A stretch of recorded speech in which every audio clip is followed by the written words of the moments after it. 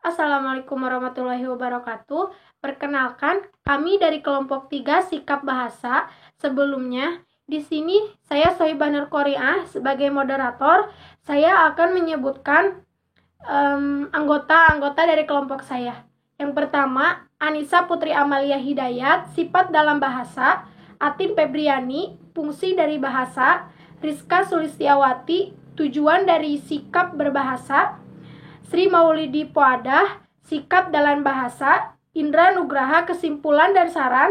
Dina Meilani, pengertian bahasa. Wina Sri Lestari, pedoman sikap berbahasa. Selanjutnya, penyampaian materi yang akan dibacakan oleh kelompok saya. Pengertian bahasa.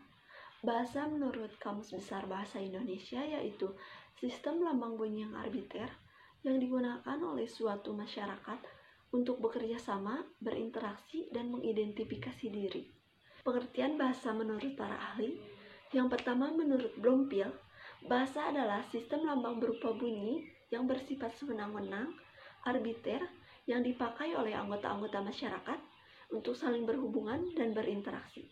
Yang kedua, menurut Harimurti Kridalaksana, bahasa merupakan sistem bunyi yang arbiter yang digunakan oleh suatu masyarakat untuk berkomunikasi, berinteraksi, bekerja sama, dan mengidentifikasi diri. Dan yang ketiga, menurut Bill Adams, bahasa ialah sebuah sistem pengembangan psikologi seseorang atau individu dalam sebuah konteks intersubjektif. B. Sifat dalam bahasa. Sifat bahasa adalah tanda khas yang hanya ada pada bahasa, sehingga membedakannya dengan sesuatu hal yang lain. Sifat bahasa pada dasarnya berangkat dari definisi tentang bahasa.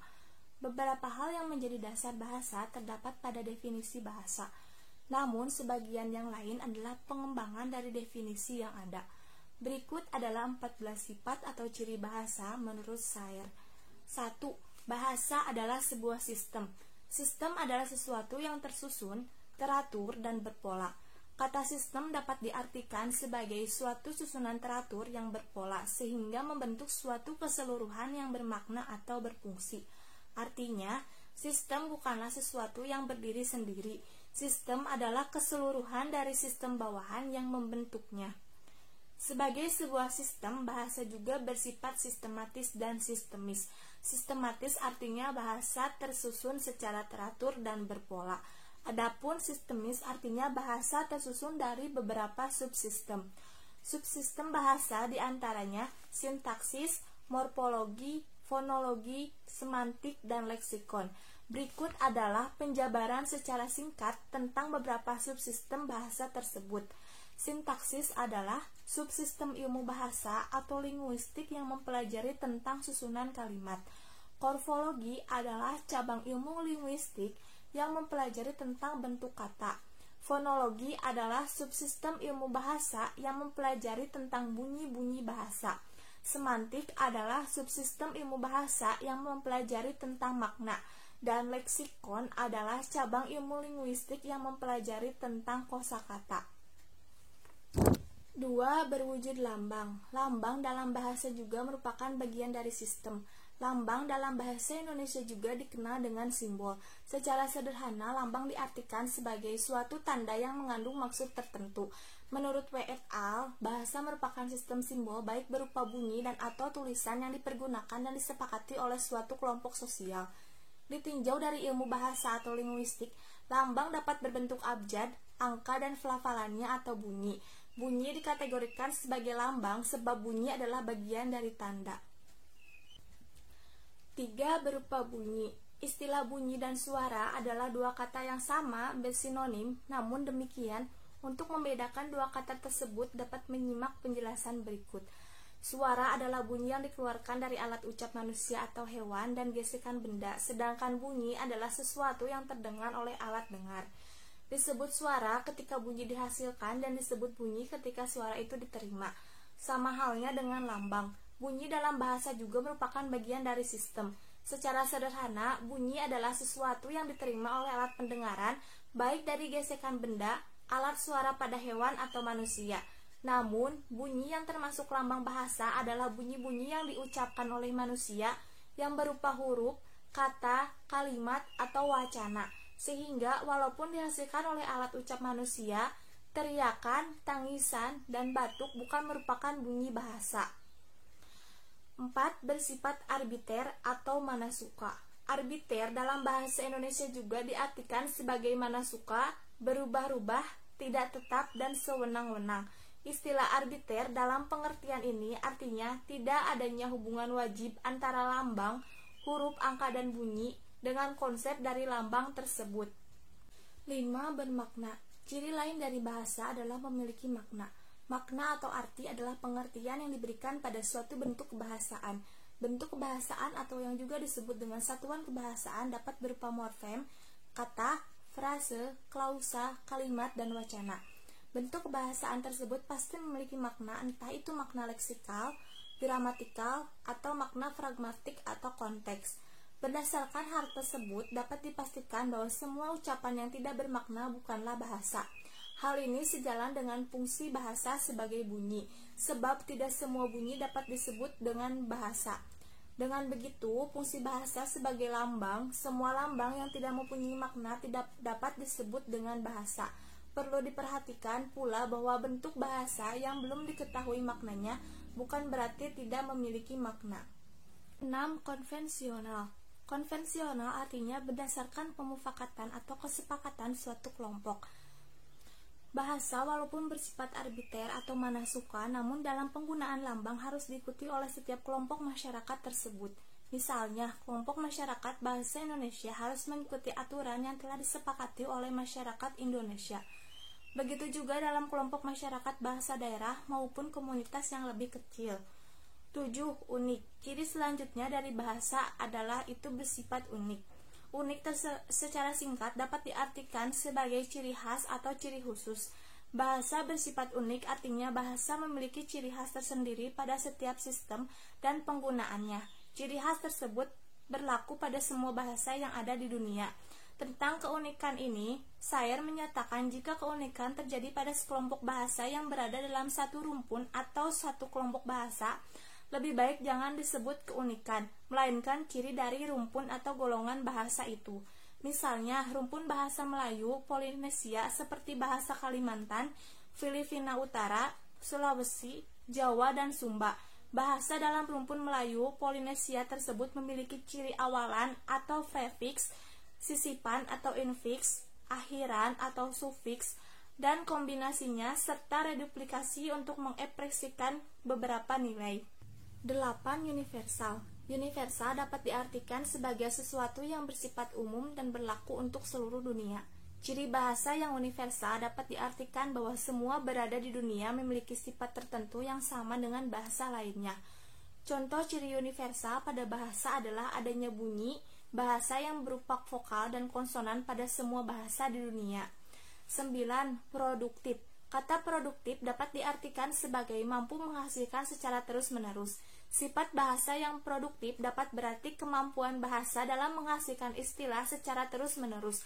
Walaupun hanya terdiri dari unsur yang terbatas, A sampai Z atau 0 sampai 9, bahasa dapat menghasilkan berbagai macam istilah baru.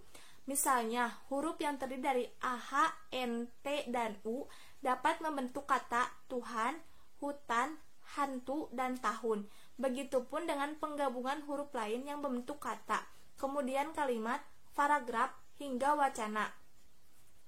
10. Bervariasi. Bervariasi dapat berarti mempunyai berbagai bentuk, jenis, atau ragam. Bahasa itu bervariasi artinya bahasa memiliki berbagai bentuk. Variasi bahasa ini dibagi oleh Sayer dalam 3 bentuk, yaitu idiolek, dialek, dan ragam. Idiolek adalah variasi bahasa yang mencirikan perseorangan atau individu. Dialek adalah variasi bahasa yang mencirikan kelompok masyarakat pada suatu tempat atau waktu tertentu.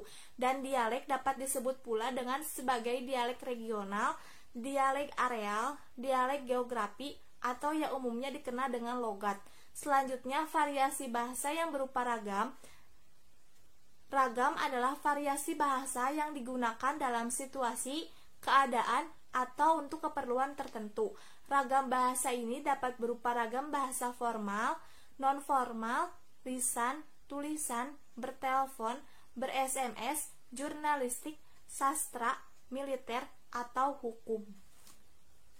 11. Dinamis. Dinamis adalah kata sifat yang berarti cepat bergerak dan mudah menyesuaikan diri dengan keadaan. Bahasa bersifat dinamis artinya bahasa bersifat mengikuti dan menyesuaikan dengan keadaan atau masyarakat penggunaannya. Oleh karena itu, sifat bahasa yang dinamis, maka bahasa selalu berubah, tidak tetap, dan selalu aktif. Bahasa yang bersifat dinamis tersebut berlaku pada semua sistem bahasa. Perubahan itu dapat berbentuk kemajuan, kemunduran, perluasan, atau penyempitan tergantung pada penggunaan bahasa. 12. Alat interaksi sosial. Sifat bahasa sebagai alat interaksi sosial adalah penggunaan bahasa dalam komunikasi antar individu untuk menyampaikan pikiran dan gagasan. Bahasa sebagai alat interaksi sosial merupakan fungsi utama dari bahasa.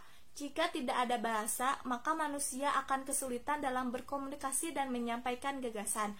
Adapun alat seperti surat, pesan singkat, telepon genggam, dan sejenisnya adalah alat bantu untuk menyampaikan pikiran melalui bahasa. 13. Identitas penuturannya. Bahasa sebagai identitas penuturnya bermakna bahwa dengan menggunakan bahasa, seseorang dapat diidentifikasikan identitasnya, baik dari segi individu, kelompok sosial, hingga asal daerahnya. Contoh sederhana dari bahasa sebagai identitas penutupannya adalah variasi bahasa yang berupa ragam idiolek, ciri individu, dialek, ciri kelompok, ragam jurnalistik atau militer, ciri profesi. 14. Manusiawi. Ciri atau sifat terakhir dari bahasa adalah bahasa itu bersifat manusiawi.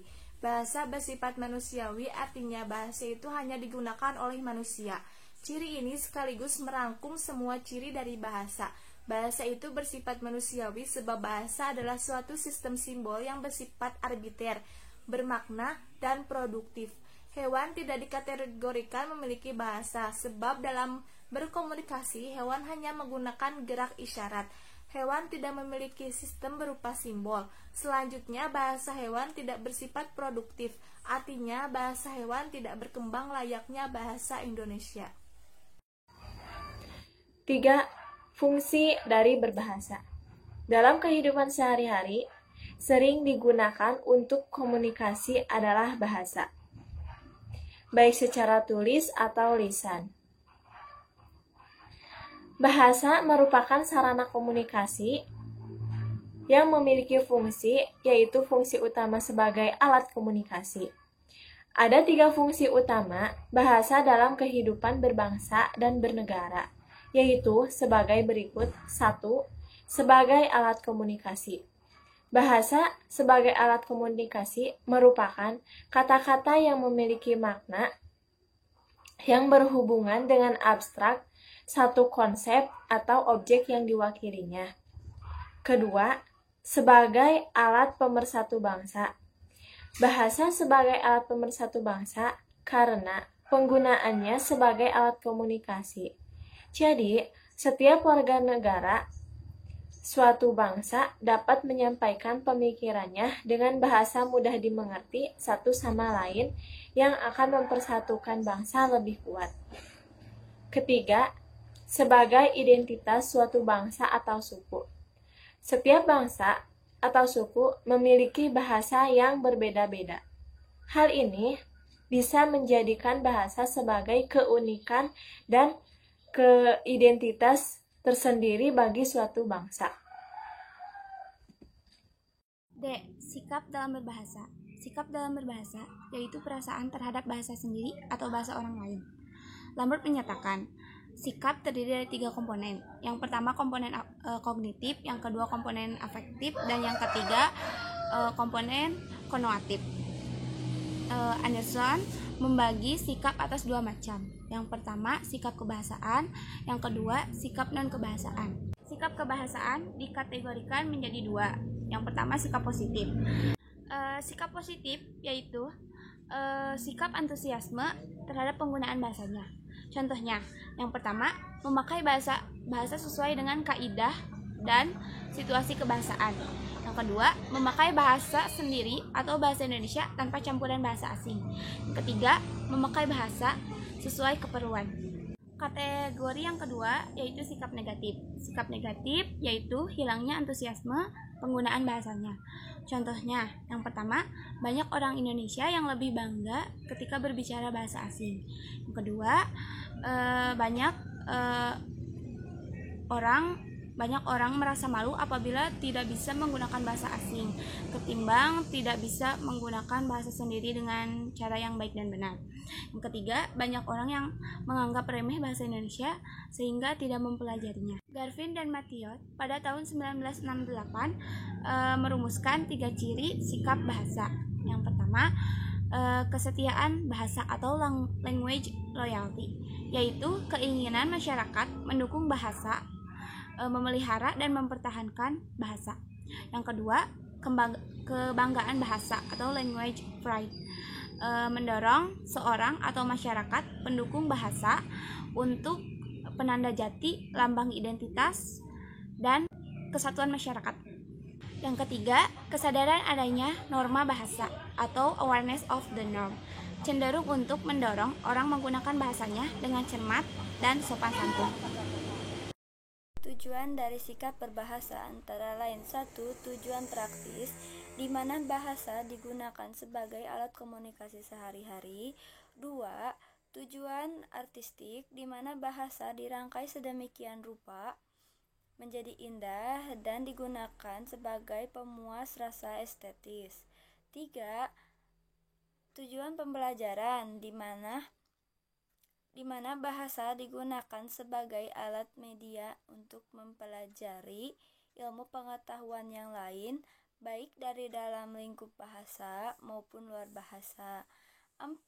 Tujuan filologis, di mana bahasa digunakan untuk membaca naskah-naskah tua guna untuk menyelidiki latar belakang sejarah manusia.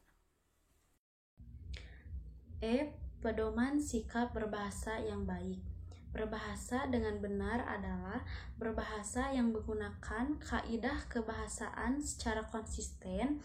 Kaidah kebahasaan yang perlu kita ketahui meliputi 5 aspek. Yang pertama, tata bunyi. Pada aspek tata bunyi, misalnya kita telah menerima kata P dan Z. Kata yang benar adalah pajar, pakir, variabel, vitamin, dan zebra. 3. Tata kalimat.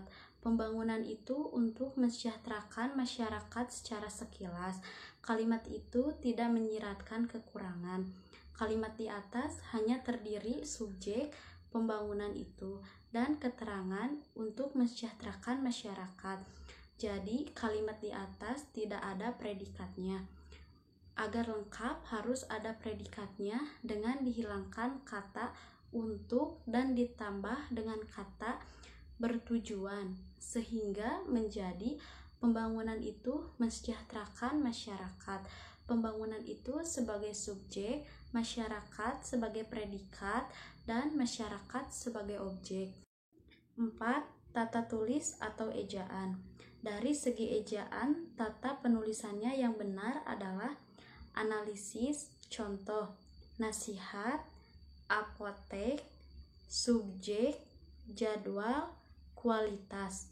Sedangkan bukan analisa, contoh, hakikat, nasihat, apotik, subjek, jadwal, dan kualitas.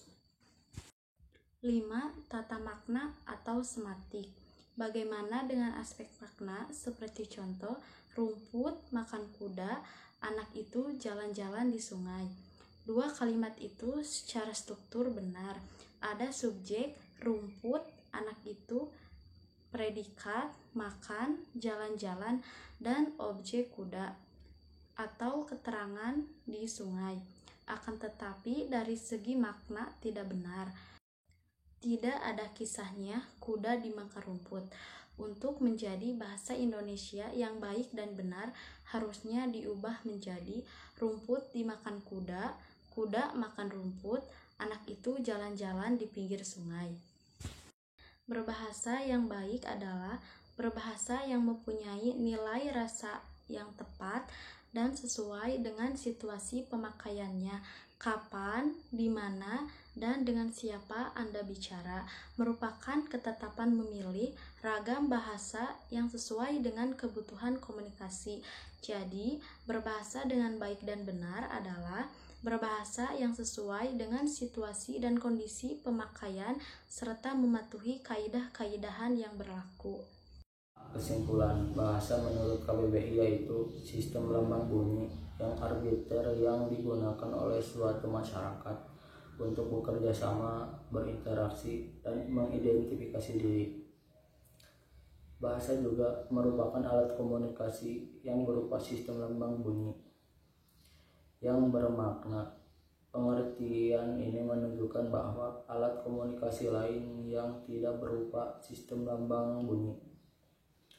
Contoh, anggukan kepala, gelengan kepala, dan lambaian tangan. Sebagai alat komunikasi, gerakan anggota tubuh tersebut merupakan bahasa isyarat. Sifat bahasa adalah tanda khas yang hanya ada pada bahasa, sehingga membedakannya dengan sesuatu hal lain. Sifat bahasa pada dasarnya berangkat dari definisi tentang bahasa. Saran, dalam berbahasa kita harus memiliki sikap, tingkah laku, tuturan, atau respon yang baik, karena itu akan mempengaruhi bagaimana bahasa itu digunakan, baik dari variasinya, tuturannya, maupun bentuknya. Semoga makalah yang kami buat dapat bermanfaat bagi pembaca, khususnya kami sebagai penyusun. Wassalamualaikum warahmatullahi wabarakatuh. Sekian dari kelompok kami. Bila ada kesalahan, mohon dimaafkan. Semoga video kali ini dapat bermanfaat dan dapat dipahami. Bila ada pertanyaan, silahkan bertanya di kolom komentar. Terima kasih. Wassalamualaikum warahmatullahi wabarakatuh.